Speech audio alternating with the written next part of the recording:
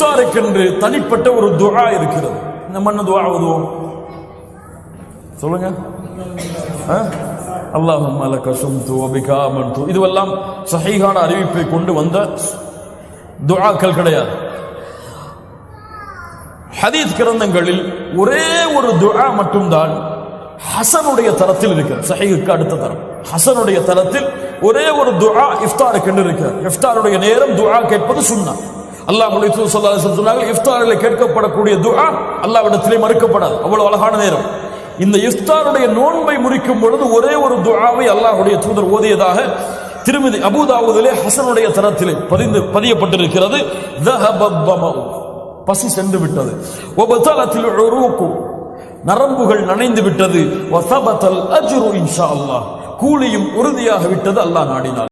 ذهبت ظمأ وبطلت العروق وثبت الأجر إن شاء الله.